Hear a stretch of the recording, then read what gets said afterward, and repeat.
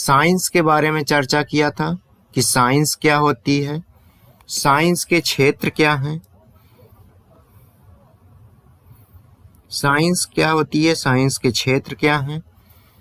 और साइंस में हमने डिस्कशन किया था कि द्रव्य ऊर्जा समीकरण, और उसके बाद हम लोगों ने चर्चा किया था कि भौतिकी के कितने रूप हैं। तो उसमें हम लोगों ने देखा था कि भौतिकी के दो रूप होते हैं, स्थूल भौतिकी या माइक्रोस्कोपिक फिजिक्स, और दूसरा था सूक्ष्म भौतिकी या माइक्रोस्कोपिक फिजिक्स। तो आज हम इस स्लाइड में बात करेंगे माइक्रोस्कोपिक फिजिक्स की, कि माइक्रोस्कोपिक फिजिक्स के कितनी शाखाएं हैं और उनमें हम किन चीज़ों का अध्ययन करते हैं।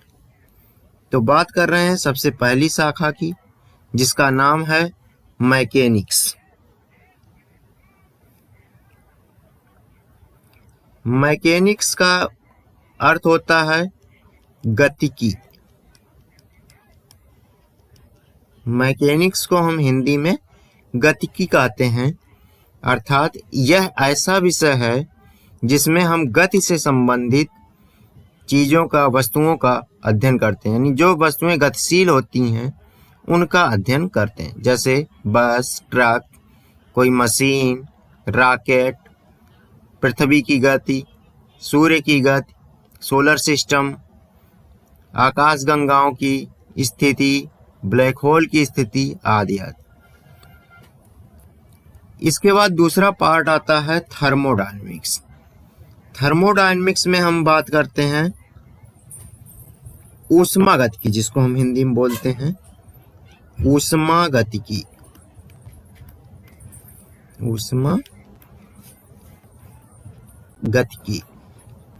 ऊष्मागतिकी में हम लोग ऊष्मा से संबंधित, यानी ऊर्जा के जो है ताप के रूप में जो ऊर्जा मिलती है उसका अध्ययन करते हैं। ताप के रूप में जैसे सूर्य से प्रकाश आता है तो ऊष्मा मिलती है, कोई चीज़ जलाते हैं तो उसमें जो ऊष्मा गर्मी मिलती है उसका अध्ययन करते हैं कि किस तरह से कोई रासायनिक क्रिया होती है। इसका हम लोग विस्तृत अध्ययन आगे करेंगे। तीसरा है ऑप्टिक्स। ऑप्टिक्स वह ब्रांच है जिसको हम हिंदी में प्रकाशिकी बोलते हैं। प्रकाशिकी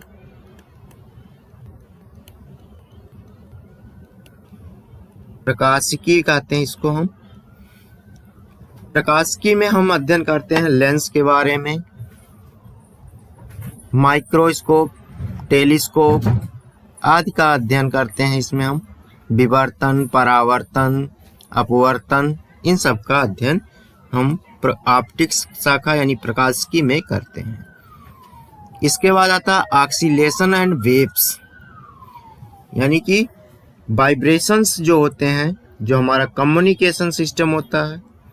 कम्युनिकेशन मतलब जो हम टीवी देखते हैं, रेडियो तरंगों का संचरण होता है या सैटेलाइट कम्युनिकेशन होता है, उसके बारे में हम लोग ऑक्सीलेशन एंड वेव में डिस्कस करते हैं। इसके बाद आता है इलेक्ट्रिसिटी, यानी जिसको एक शाखा का नाम दिया गया इसके इलेक्ट्रोडायनामिक्स, यानी चार्ज की गति।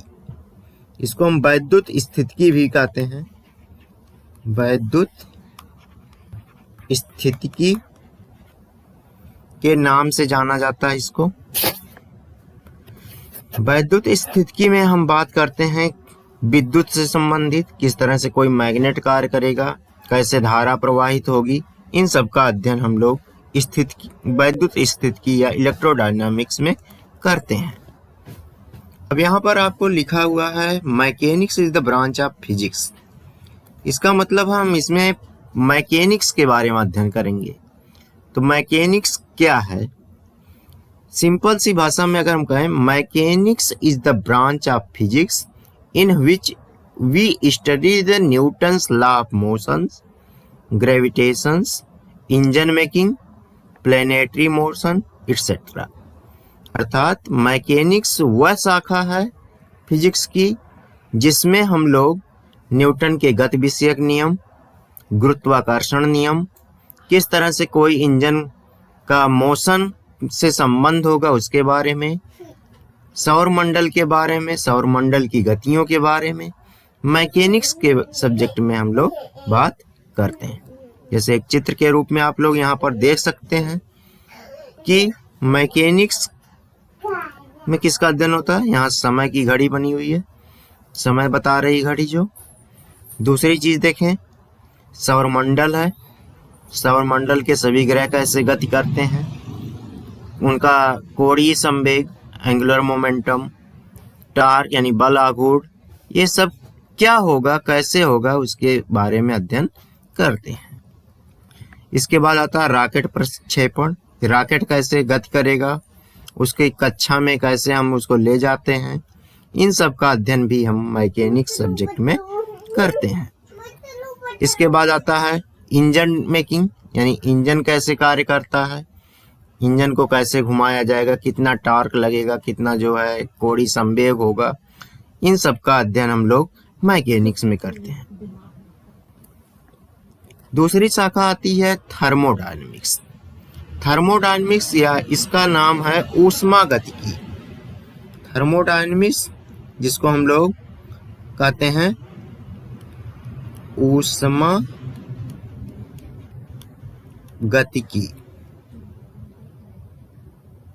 ऊष्मागतिकी के नाम से ही आप लोग समझ सकते हैं कि इसमें ऊष्मा यानी हीट की बात की जाएगी। किसकी बात करी जाएगी? हीट की। जैसे हीटर है या कोई कूलर, पंखा से जो हवा मिलती है, एसी की जो हवा मिलती है, उन सब का अध्ययन जिस शाखा में हम करते हैं उसको हम थर्मोडायनेमिक्स बोलते हैं। तो थर्मोडायनेमिक्स क्या है? Thermodynamics is the branch of physics in which we study the flow of heat, how the heat can be converted into work, cooler, AC, engine, design, etc. यानी थर्मोडायनेमिक्स सब्जेक्ट में हम लोग heat के कार्य करने की क्षमता, कूलर के कार्य करने की क्षमता, एसी के कार्य करने की सिद्धांत, इंजन के कार्य करने के सिद्धांत, इन सब के बारे में हम लोग विस्तृत चर्चा आगे करेंगे।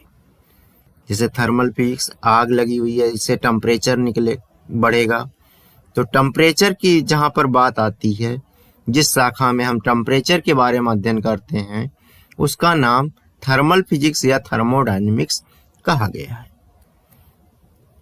जैसे यहाँ पर आप चित्र में देख सकते हैं कि किसी लोहे की रॉड को गर्म किया जा रहा है तो उसमें फैलाव हो रहा है, किसी पिस्टन के द्वारा किसी चीज को दबाया जा रहा हो तो उसमें भी ऊष्मा निकलती है।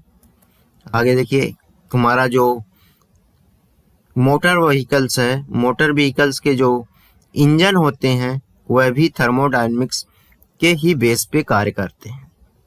या जो भी स्थल और समुद्र के बीच हवाओं का आदान प्रदान होता है तो उसका भी अध्ययन हम थर्मोडायनेमिक्स के अंतर्गत ही करते हैं।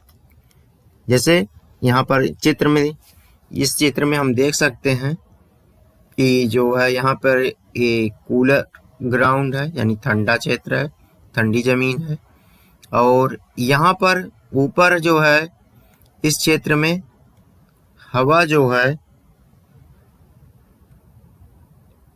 गर्म होके वह ऊपर की ओर भाग रही है। तो इन सब चीजों का अध्ययन हम जिस भाषा में, जिस सब विषय में करते हैं उसको हम थर्मोडायनेमिक्स कहते हैं। इसके बाद आता है, यहाँ पर आप देख सकते हैं लेंस लगे हुए हैं, तो गेस करके बताइए कौन सी विज्ञान है ये? लेंस है यहाँ पे, यहाँ पर भी लेंस है। यह है ऑप्टिक्स विषय। ऑप्टिक्स यानी जिसको हमने कहा प्रकाशिकी। In optics we study about law of reflection, refraction, diffraction, interference, telescope, microscope, etc. यानी विज्ञान की वह शाखा जिसमें हम प्रकाशिक यंत्रों का अध्ययन करते हैं उसे हम ऑप्टिक्स कहते हैं या प्रकाशिकी कहते हैं। प्रकाशिकी के अंतर्गत हम लोग परावर्तन के नियम, अपवर्तन के नियम, वितरण, विवर्तन और इंटरफेरेंस यानी कि व्यतिकरण और विवर्तन के बारे में जानकारी लेते हैं। टेलीस्कोप कैसे वर्क करता है इसके बारे में, माइक्रोस्कोप में कौन सा लेंस कैसे लगाया जाएगा, इसके बारे में हम लोग विस्तृत चर्चा ऑप्टिक्स सब्जेक्ट में करते हैं। इसके बाद आता है जैसे ऑप्टिक्स में हम लोग अपने नेत्र में जो लेंस लगाते हैं या जो हमारा नेत्र है, आई जिसको कहते हैं, उसका सिद्धांत क्या, कैसे कार्य करती है, यह भी हम लोग ऑप्टिक्स ब्रांच में ही सीखते हैं।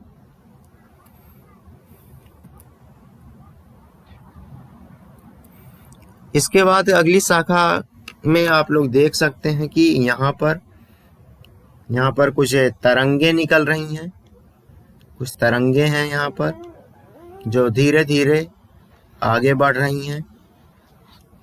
तो ऐसा विज्ञान जिसमें हम तरंगों के बारे में अध्ययन करते हों उसे हम वेव एंड ऑक्सीलेशन कहते हैं।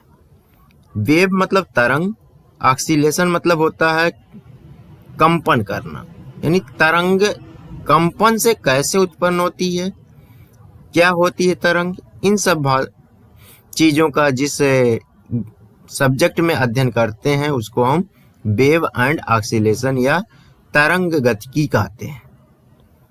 In this field we study about vibrations, disturbance due to vibration etcetera. जैसे देख सकते हैं आप लोग, ये है हमारा तरंग, यहाँ से जो तरंग चल रही है, ऐसे एक तरंग इधर से चल रही है, ये चल रही है, और दूसरी तरंग जो है वह ये चल रही है, ऐसे ऐसे। अगला चीज की बात करें तो इसमें हम लोग कम्युनिकेशन भी करते हैं, यानी कम्युनिकेशन यानी अपना डाटा एक जो लैपटॉप से या कंप्यूटर से, एक कंप्यूटर से दूसरे कंप्यूटर में जाता है, या नेटवर्क जो हमारे होते हैं, उन सब का अध्ययन जिस ब्रांच में करते हैं उसे वेव एंड ऑक्सीलेशन या तरंग गतिकी के नाम से जाना जाता है। इसके बाद आता है electrodynamics. Electrodynamics is the branch of physics in which we study about electricity, charge, magnets and their instrument।